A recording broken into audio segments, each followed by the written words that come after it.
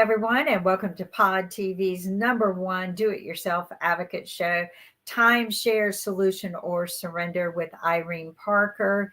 This is where we try to take real live stories and share them with you of timeshare deceptive acts. We analyze them and we help the people work through them to find solutions or, just find other ways to use what they have.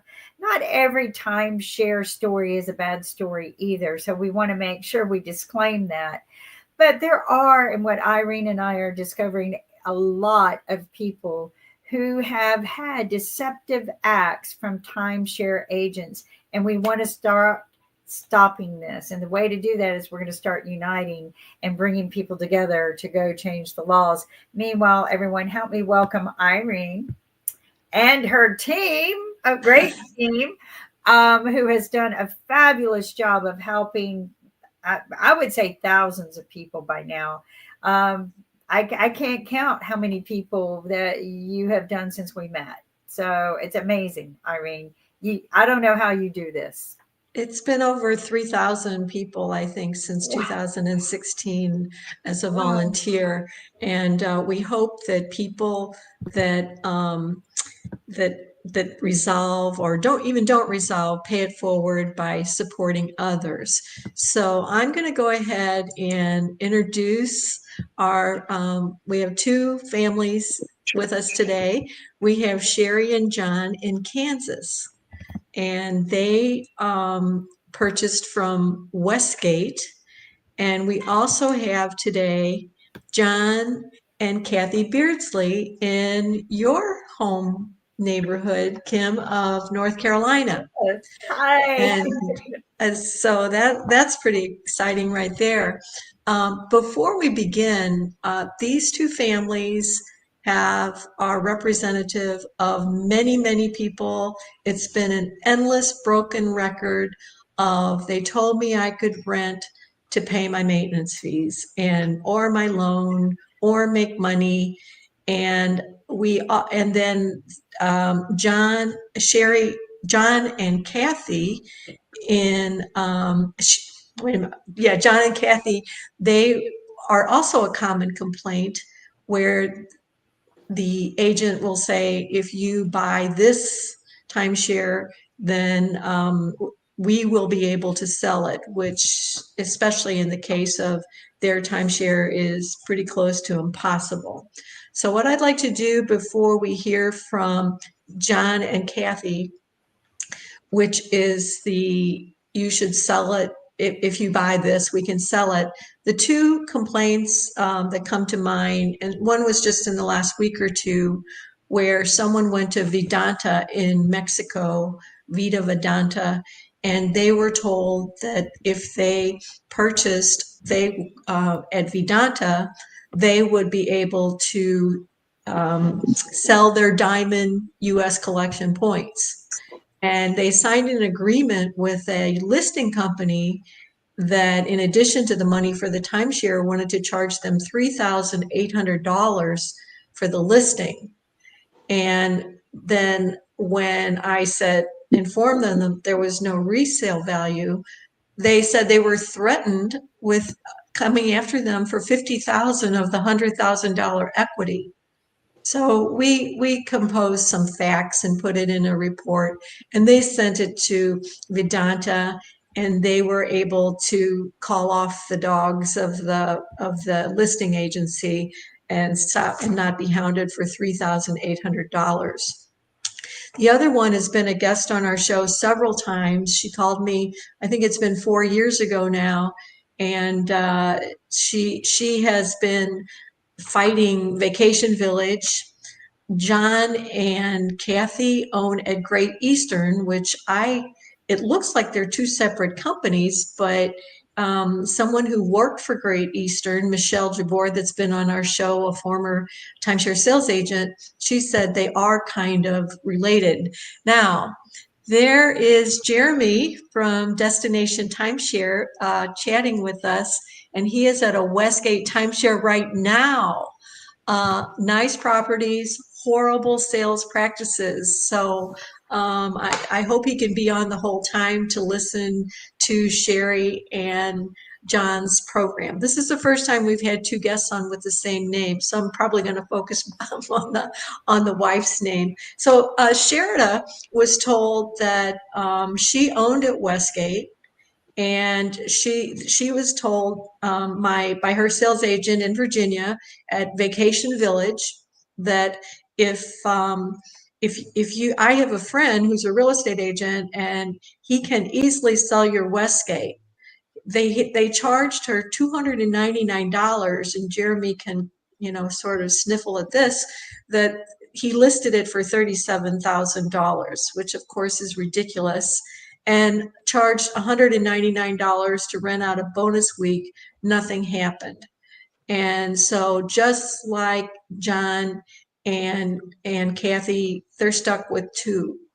Then the other most common complaint, they told me they could rent to cover it, which is Sherry and John's situation today. So I just want to go over briefly each of our prior guests. And we have a future guest who just since the last show is the third veteran and longtime 20-year Wyndham that was told that you should, and he's 45 years old, 100% combat disabled Army veteran. And they were told to rent, and you could get, he said the agent told them 80 cents to $2 a point, but when he looked into it, it was $2 a point. We also had as a prior guest Tom in Ormond Beach, Florida, who served 23 years with the Baltimore Police Department. He was upsold to rent and given the name of a company that would rent for him. And that worked. And when he called, they said one of their employees worked for Wyndham. And then Wyndham sent him a cease and desist letter accusing him of commercial activity. Then we have our board member, Gary, who's been on the show. He was upsold to rent and did a deep dive, very analytical person. He rebuilt our website for us, and he explained in great detail why renting through using Wyndham's program does not work. To barely, you'll offset a little bit of your maintenance fees. And the worst, not a 20-year plus owner, but Megan and her husband told by their sales agent, don't worry about your husband being deployed to a combat zone, pregnant with their third child, you can rent it to offset the costs. Okay, that's Wyndham. Now Westgate, Andrew's been on the show 2 or 3 times. Here's a young family with a 6-year-old that they sold a 4-bedroom. And in great detail, you buy these getaway weeks and sell them any week of the year. You can do this and make this money. He served 10 years with the Air Force National Guard in Idaho and wanted to transfer to the Utah to be closer to his wife and child. And because of the Westgate loan default, it was a big factor in involuntary separation from service.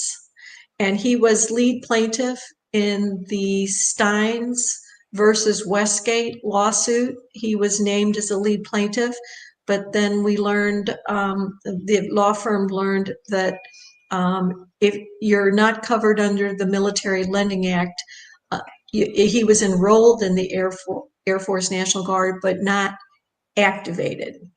So then we also had on the show Sonia.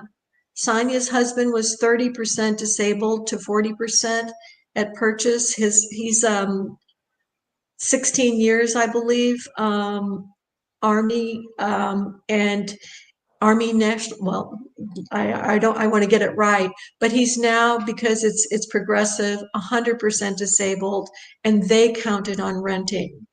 We had Tracy that was on before. She just called me yesterday, sounding like a different person.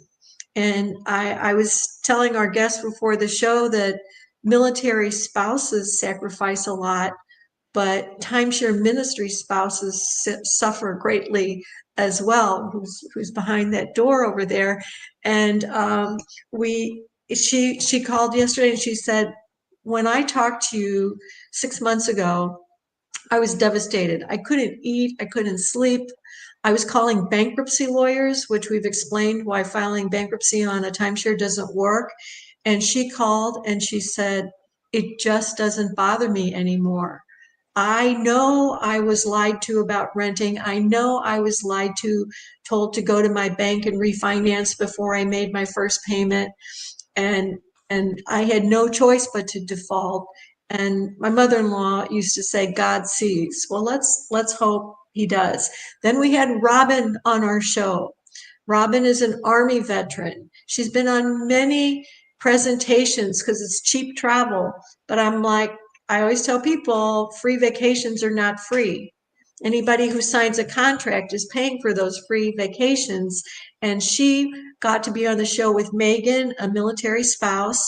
And Robin works for a military EAP, Employee Assistance Program, supporting military spouses.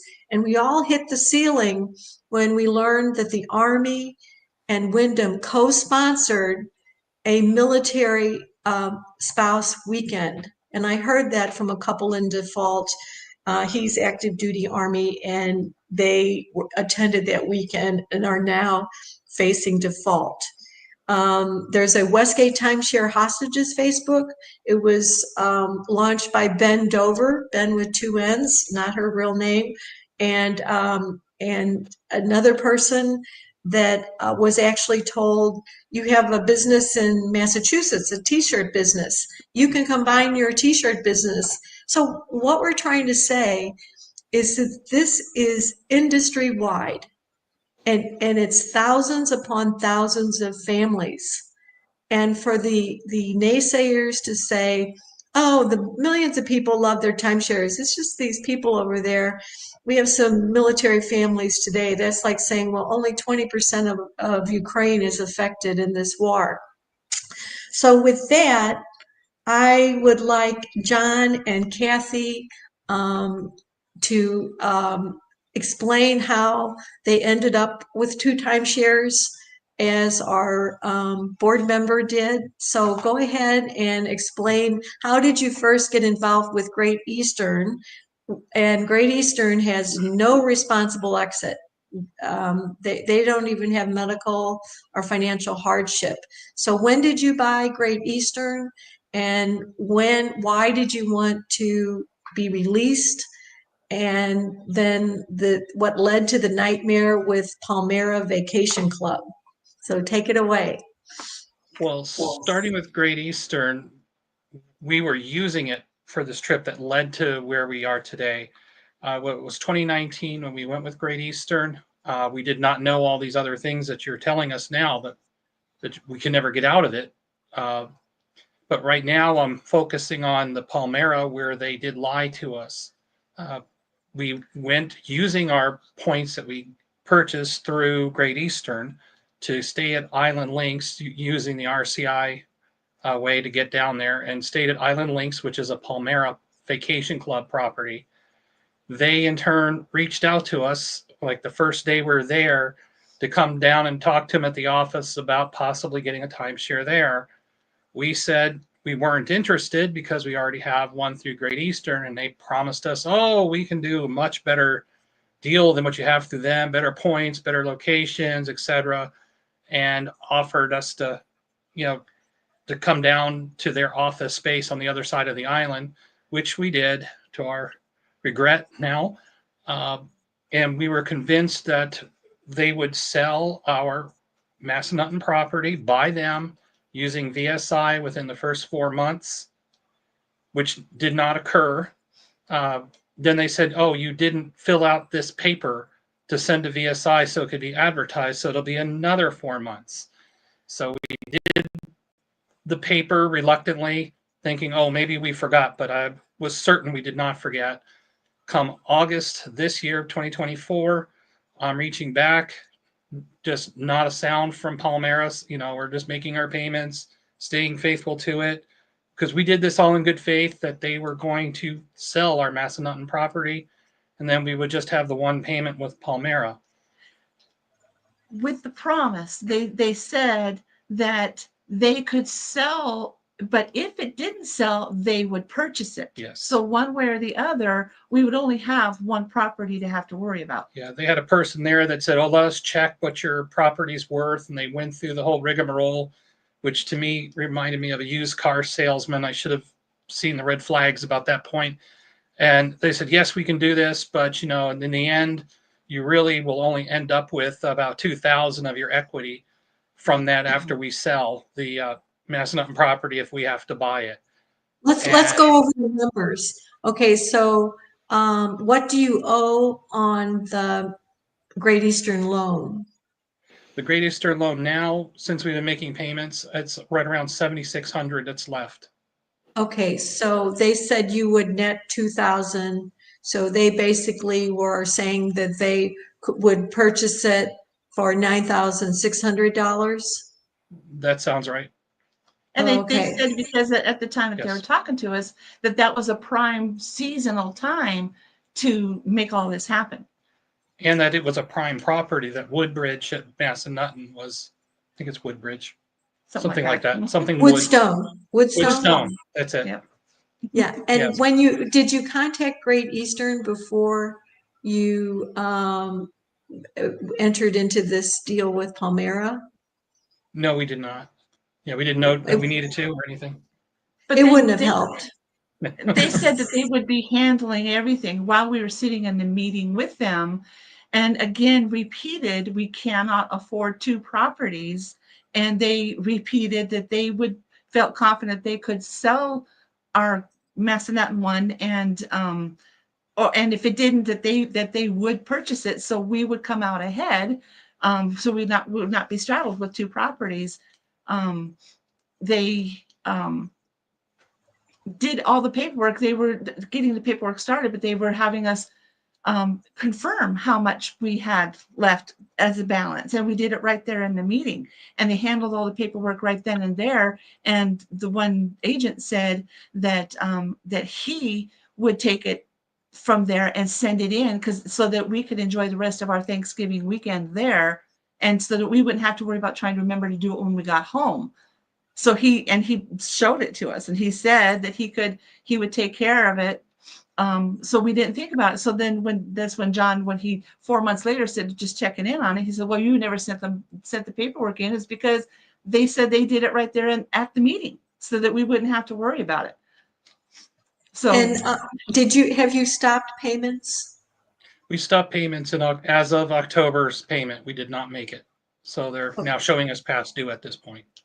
Okay, and as we say, try to stay on the offense. If you get phone calls and you're in the mood to take them, you can explain that you left us no option. It's the actions of those agents. Now, we want to be proactive and not just be terrible stories about timeshares. So you put together a report, we looked at it together, and then you filed it with the North Carolina and the South Carolina Attorney General? Yes. And Yeah. have you received a confirmation for both of those? We've received confirmation for both the complaints. It was very interesting too, when I went onto the South Carolina site, how many others were listed there for the exact same reason we were, for deceptive practices. There were several right at the top of the list. And I was like, wow, that's us. I mean, but it's just it wasn't Massanutten, it was one of the other properties, around the country. Was that the South Carolina or the North Carolina? South Carolina's, and Yeah. numerous complaints about Palmera. Yeah, and before we had you start, I forgot to ask about your military service. Yes. You served with the U.S. Air Air Force. Force. Yeah. For How many years? 12 years, 1980 to 92. 1980 to 1982. And here we have 92, again 92. Here we have again with the Wyndham sponsoring the military spouse weekend. and they also have travel and leisure. Wyndham bought Travel and Leisure, but they're changing the name to Travel and Leisure, and they own the Armed Forces Vacation Club, which military people are not told about that if they're in a timeshare presentation. And Megan, also the one with the 4-month-old, has also been on our show. Danica, she's also living in North Carolina. She filed with the North Carolina Attorney General, which is one person is one complaint, but when you have support from other people with the same problem, you know that there is a problem. Now, let's go ahead and hear from Sherry and John, because they were into the rents to offset your costs. So let us know when did you first buy Westgate? Did you just buy one time? And what is your situation today? We bought in April of this year. We were there on our anniversary. And Where were you? Branson, Missouri. Okay, all right. You know, if you could get your anniversary for a really good or free price, that was worth it to us to go to it. But we bought a 2-bedroom, and mostly it was from showing us that she could make 11,000. Our sales agent had somebody that said that could rent their apartment for 11,000 in 3 months. He had only had it since January, and then when we asked more questions about renting, it was just we didn't really get answers on it, or that how to really do that. Plus, we couldn't have done anything until 2025. So one of the things we're lobbying for is you did not have access to the booking site, so reading the contract would not have helped you, right? Yeah. And the contract rescission period would not have helped you. So then when you first reach out to our nonprofit, TARDA, you said that John was working overtime to help with the expenses because you're vision impaired and you've lost your disability. And then when I called John, because this sounded like quite an emergency situation, he had lost his job, and you're not in downtown Kansas City where there's opportunities just around the corner. So have you, when you reached out, you did reach out to Westgate before contacting us, correct? Yes. And they told us we had to sell it, find somebody to buy our contract out, and that would be the only way we could get out of it. I had 2 options. I could find somebody to assume the loan, or I could find somebody to assume the loan. well, yeah, good luck with that, right? Yeah. And even if you had no loan, Westgate charges $2,500 to take it back, if they will take it back. Have you filed with the Missouri Attorney General? I think so far I've only done the Florida Attorney General. Okay, so the Florida Attorney General is because Westgate is domiciled in Florida. The Missouri Attorney General, you can file because that's where you sign the contract. So the worst state to buy a timeshare is Nevada, because if you file with the Nevada Attorney General, they'll refer you to the Nevada Real Estate Division. But unfortunately, I consider North Carolina a pro-consumer attorney general. He recently sued Club Exploria, and the morning started off at 6:30 this morning with someone reaching out. I just signed a Club Exploria timeshare yesterday. How can I get out of it? So our board member who's disputing Exploria, she helped her with that. But the problem is, so North Carolina, he sued Club Exploria for illegal robocalls. And you talk about deception. The robocall started out, "Hi, I'm TripAdvisor. I'm with Helping Hands Association." That's an organization that helps orphans. All Mhm. you have to do is stay 3 nights at our beautiful Club Exploria Summer Bay. So we're watching that lawsuit pretty carefully. Now, Westgate has been sued accused of violating the Military Lending Act, as has Wyndham, Blue Green, and Blue Green, Westgate, and Holiday Inn. So now, Sherry and John, have you stopped making payments? Yes. We did as of a few days ago. Okay, so you just stopped making payments. And I tell people Scotty's story. He's an ICE agent, and he really turned the predator into the prey, where he would take those calls and he would interrogate that collection agent and basically try to keep him on the phone as long as he possibly could. The collection agent would call and he'd say, "I'm really glad that you called. I mean, nobody tells a collection agent that."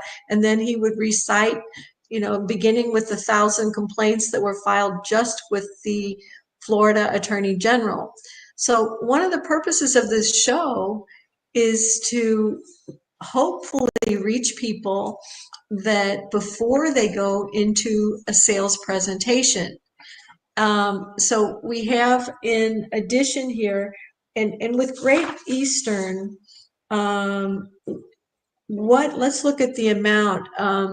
You purchased from Palmera that for 15,000, and you financed 13,500 on that at 14.9%.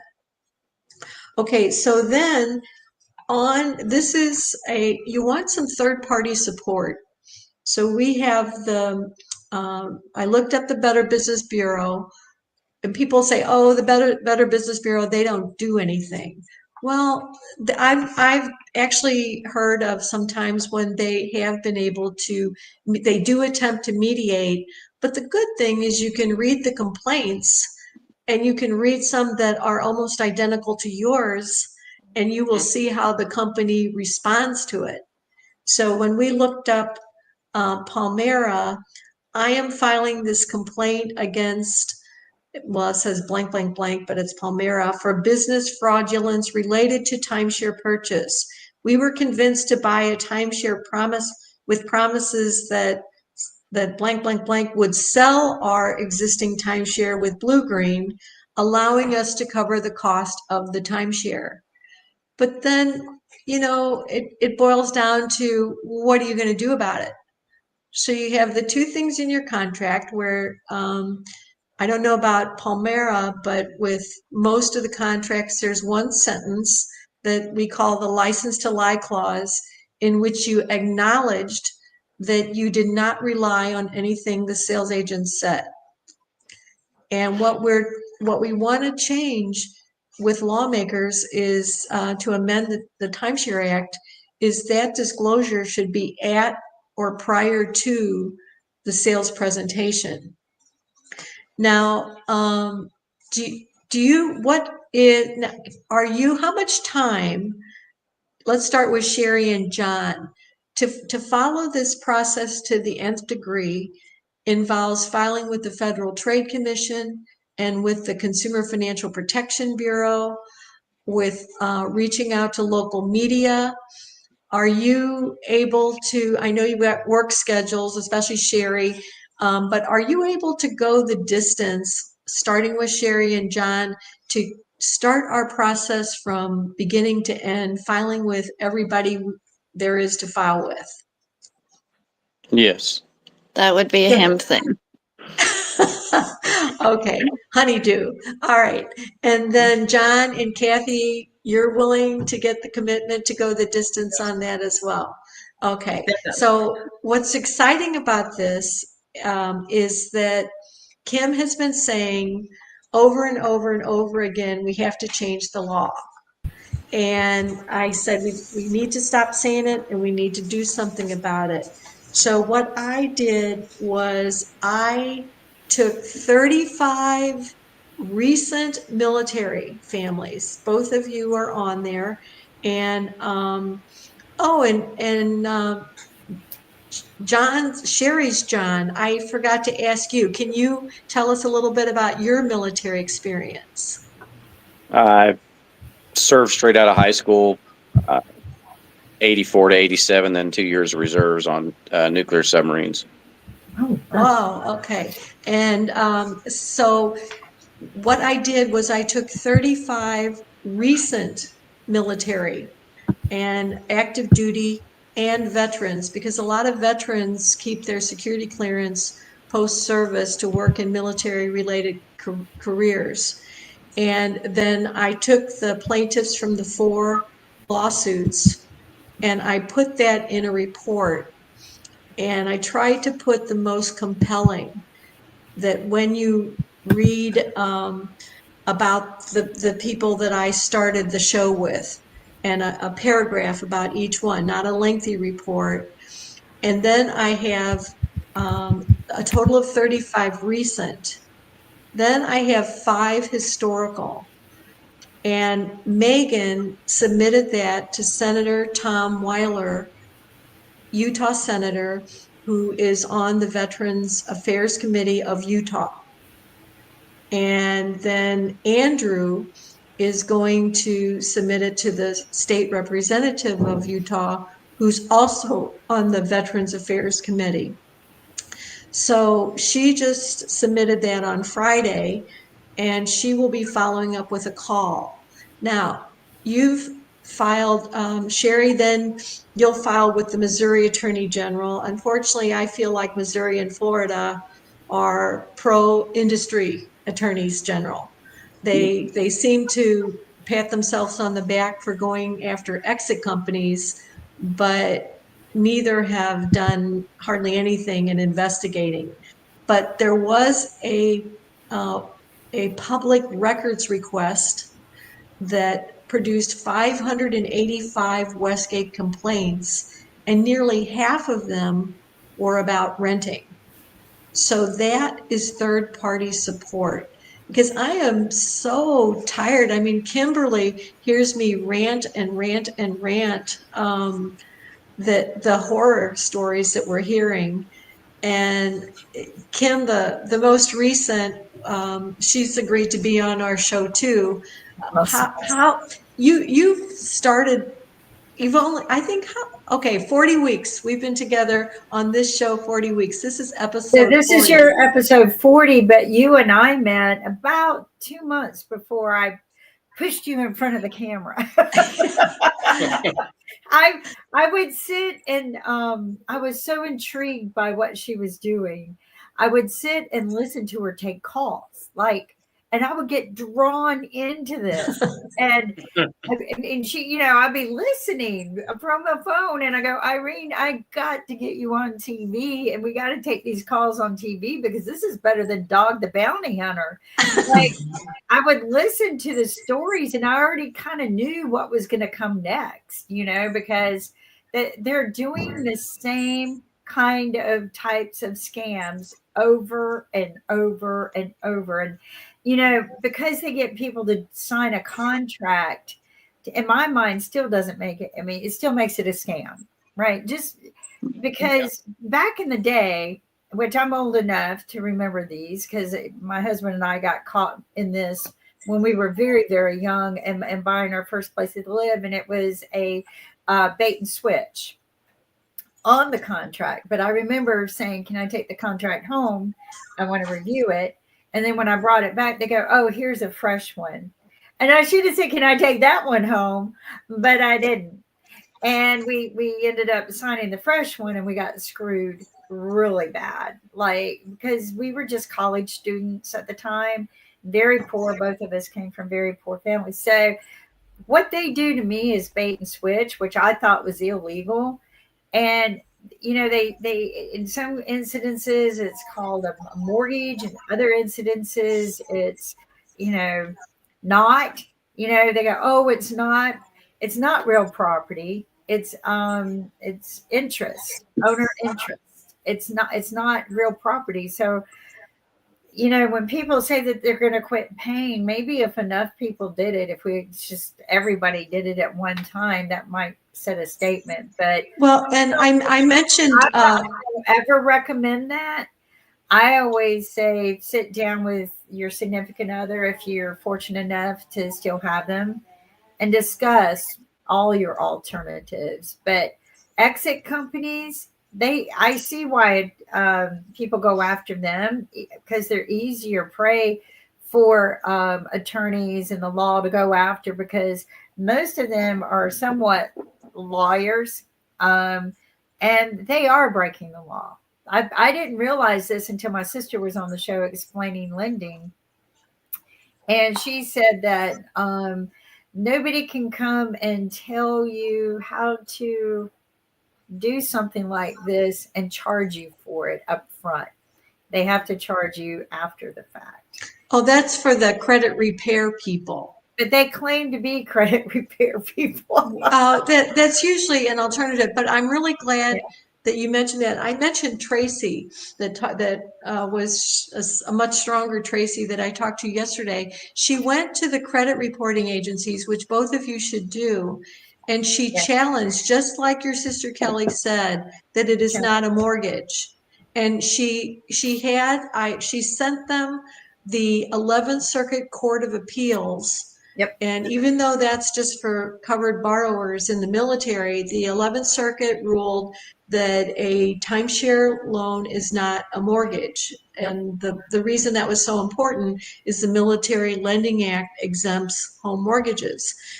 Fannie Mae states in their brochure that a timeshare loan may be reported as a mortgage, but it's not. The National Credit Union Administration, same thing. So she sent all of that to the credit reporting agency, and they responded back that they checked with Westgate, and Westgate said it was a mortgage, even though they lost in court with the 11th Circuit Court of Appeals saying it's not a mortgage. So these are people who just get away with opening their mouth and anything that comes out sticks. I mean, in the sales too, right? Oh, we promise we're going to sell this for you while you do this. But nothing's in writing. And, I hate to say, my situation a little bit different than y'all's, but I mean, I was totally intoxicated. It was, 2-year anniversary after my husband's death, and my sister and I went. I didn't know it was a timeshare weekend we bought when we arrived in on St. Patrick's Day in Chicago. They told us, well, if you don't go to the meeting, then you're not going to have a room, basically. And I'm like, and we're both coming off of a plane. I managed to get first class tickets, really wasted. I mean, I'm not proud of it, but when we get together, that's what we do. And yeah, so I told him, I said, well, I'm a widow. I suffer from PTSD. I can't read. I cannot do contracts. Have not been working for 5 years now because of COVID. My husband died during COVID, and I have no income. I have no income for 5 years. I can't buy anything, but I'll sit and listen. And they just kept pushing him. And they told me 90 minutes. And I kept saying, can we go now? And they just wouldn't let us go. And I told them, we're intoxicated. We'd be happy to come back when we're not.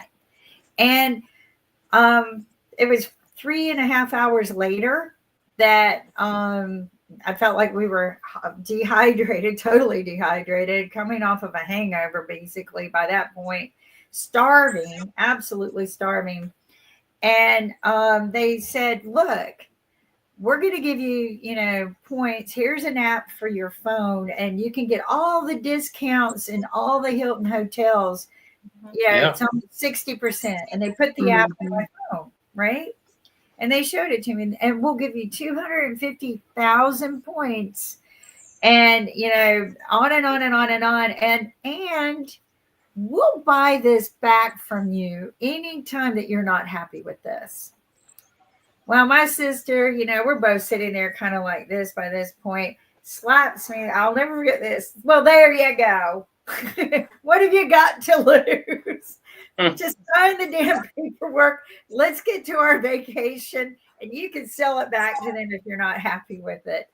But it was the app that intrigued me because of all the discount. They said, look, you could have stayed at the hotel down here for $30 a night.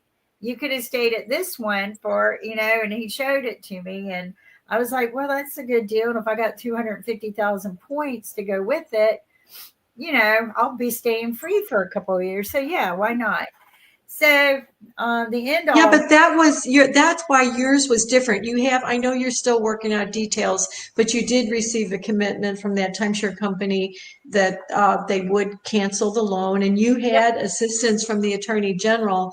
But the app that agent put on your phone was for the friends and family of the employees. So and it made it that's look like it proof. was my personal login and like they gave me my personal login and everything and linked me up but I kid you not, every time I tried to use it, it would never work. So I would text him and he'd go, oh, try this. Or, oh, it was because he replied back to me that they realized that they did give me the app and that they did lie to me about a lot of things. They did come back in their reply and say, well, she has no proof of anything she says, but we're going to give her back everything, refund her. But they're reneging on everything they told the state attorney general. So, but they said that they were going to cancel the debt, cancel the contract, take back the deed. I didn't even know I bought a piece of property. I thought I was just buying points. Because again, I was in the midst of a lot of things after my husband died. I wasn't supposed to be buying properties. So it was a bit of a mess. We were there 3.5 hours and I told them, I said, well, I can't read a contract right now. My PTSD is still really bad. Oh, we're going to just show you exactly where to sign. Mhm. Right. That whole thing from get-go they all should be in jail. Every one of them should be in jail. Well, and I sent to every one of them. I sent you a report, Kim, of someone, and we're not mentioning the name because this one is so bad. It's the same resort, and her husband died 3 years ago. She went to a presentation because she doesn't want to travel alone. And she said that the sales agent told her that there's a lot of merger mania going on right now. And because Wyndham's many years ago bought Worldmark, so they still kind of operate like different companies. And so because of this change, that you have to buy the new points so that you will be able to sell those, which is a complete lie. Yeah. And to take advantage of someone who says, I can't afford to pay the maintenance fees anymore. She had no loan, and now she has a $44,000 loan. And these calls never stop. Yesterday, someone called. My husband is he's on oxygen. Oh yeah. He can't fly. And they have turned off their responsible exit program. So again, you're paying for the rest of your life. The other thing that's really I got stuck with a $60,000 charge. When I got home, I had no idea what I bought. And it was $60,000. A deed arrived. It was ridiculous. And never could use the points ever. So, I think they're all bad. I think some are worse than others. Irene knows how to work with certain ones. You've got timeshares you like, right, Irene? Yeah, we've owned 4 since 1984, but we're down to one, I still have points with Diamond Resorts, which is what led to TARDA, because we enjoyed our points, and I found, unlike people that will argue with me, that I enjoyed our points, and they said, well, why don't you buy more points? We're adding New York properties, because when they asked where we like to travel, our daughter lives in New York City, but when I attempted to book, it would cost $10,000 in maintenance fee equivalent dollars compared to $3,000 booked online. And I must be doing something wrong. So I called and they said, no, that's for people that bought so many points, they don't know what to do with them. Like the person, and fast forward, there's been over 200 high level members that were sold points for reasons that didn't exist. And I filed with the Arizona Attorney General, and the response from the attorney was, all the times I have used my points in the past. Well, that had nothing to do with it. Yeah. So then like most people, I thought, well, I'll make the best of it. But then I went through a revolting presentation in Florida. It was disgusting. So I filed with the Florida Attorney General. I got to, talk to the reviewer. And then I filed with the New York Attorney General, at which point I was offered a refund. So combining that with my experience as a CASA supervisor, court-appointed special advocate for children in foster care, where I was trained to write court reports.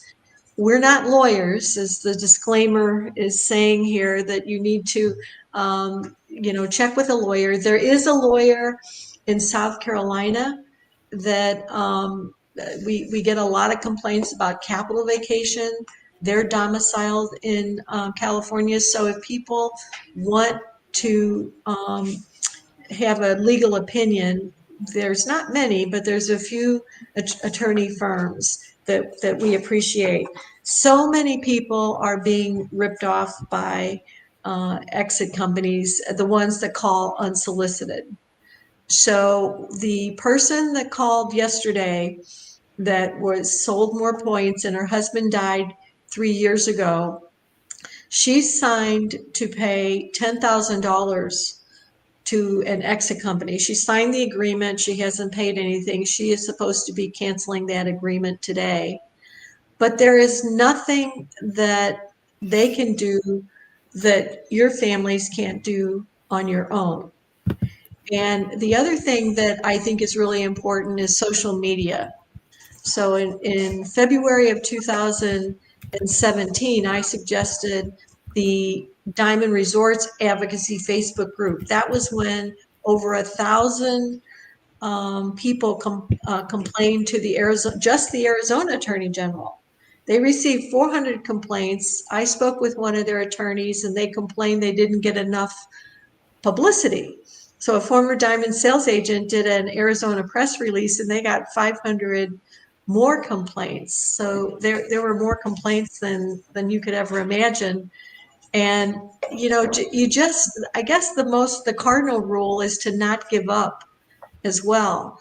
And we had now, talk about going the distance. Not everybody has the time or the money to hold up signs outside of a resort, but you won't see Carl on this show anymore, because he has, after 2 years, resolved his dispute, where he and 2 others bend over, and the lady that said, you have a t-shirt business in Boston, you can combine it with Westgate for a rental business.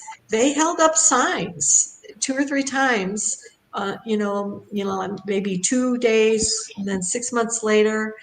And Kim, we were going to play a couple minutes. I was waiting for you to finish. Yeah, let's go ahead and do that. Now that we've heard all this litany of people who are, everyone I talked to has had blemish-free credit scores their whole life, and now they're devastated. Can't buy a home, losing security clearances. And I just wanted to play a couple of minutes of the Queen of Versailles before you start. Carl threatened to hold up signs at the opening of the stage play in Boston at the Colonial He Theater. finally caved in. And he received first a phone call and then an email from an executive that said, you feel free to file a lawsuit against Westgate. We will defend ourselves vigorously, and if you protest, we will also protect ourselves, including litigation. Oh, they So threatened him. an attorney I know sent me an article called "The Chill Is Gone," and it was about Massachusetts anti-SLAPP laws, strategic losses against public protesters. And I called that attorney and I said, would you be interested in this case? Absolutely. This is international exposure. And he said, which article did you read? And I said, The Chill Is Gone. Oh, he said, so the first one was License to Chill. And so I helped Carl with a response, and he signed off, govern yourself accordingly. I'm like, wow. And so I said, here is this attorney that said they've strengthened their laws. Number one, that if I sue you, you're going to compel arbitration, which is a kangaroo court. And at the 11th hour, 2 days before he was going to hold up those signs, we know why he didn't protest. But look what it took. So go ahead, Jim, and this is a good way to end today.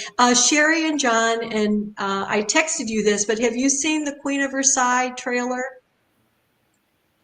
Have you heard of the Queen of Versailles? We haven't yet. Okay, the impersonator. Go ahead, hit it, Kim. So was it Queen of Versailles and Queen of Lies? Okay, Yeah. here we go. That's what his t-shirt said. Here we go, folks. My name is David Siegel. My name is Jacqueline Siegel. I am the founder, CEO of the largest timeshare company in the world. I'm a 43-year-old mother of 8. I thought she was the most beautiful girl in the world. It took me a while to fall in love with him. We have a great relationship. There's 30 years between us, but he doesn't need Viagra. At least there is that option if he does. Like, I don't know if 10 years from now. We never sought out to build the biggest house in America. It just kind of happened. It's bigger than the White House. 2 tennis courts, 30 bathrooms, full-size baseball field, 10 kitchens, antique furniture. 90,000 square feet. Oh my God. No, that's not my room. That's my closet. No way. Nothing's really normal about this life. We're in line to do $1 billion in sales for the year. We're on top of the world. And it came to a screeching halt. The market fell over 700 points. I would say it's touch and go right now. We don't talk about financial problems. I guess I'll have to watch the movie to find out what's going on in my life. Everything changes. This is almost like a riches to rags story. She knows we need to cut back, but she's still compulsive. What time is it now? Well, if I could afford a watch, I would tell you. Bankers are like vultures. Our big problem is Vegas. Our lenders have made it very clear that he'll have more money than he knows what to do with. He can go back to building his house if he turns over this building. Over my dead body. You can buy the palace that timeshare mogul David Siegel already wants to sell. Just think of the bright side. You might not have to clean this house. The American dream is raising way up above what you started with. And that is what she has done. When you're So to me, what they have done, their philosophy and the way they do business in the timeshare companies, they have taken many people who have struggled to build their lives to even sustainability and turn them into rags. Talk about riches to rags. I mean, I get angry every time I see that. I thought about going to where the play was and throw tomatoes, but didn't want to get in trouble. But plus, they got my favorite actress in there, and I just couldn't do that to her. But it just mind boggles me that they are getting away with just complete thievery. And to me, anything that you pay on, say for 20 years, especially we've talked to people who've had these for 20 years, and then somehow or another they come in and they rescam them into buying something when they're trying to sell and get out. Who was it? We were talking with someone, they had $7,000 a month that they were paying. 4,300 a month. Well, there was a 4,000. I thought there was one bigger than that. But yeah, not with me, but I've heard of law firms where they have people that owe. But ridiculous. These people can't even afford to eat. And they've lost their jobs in this economy, and or they're elderly and someone's sick, and they can't.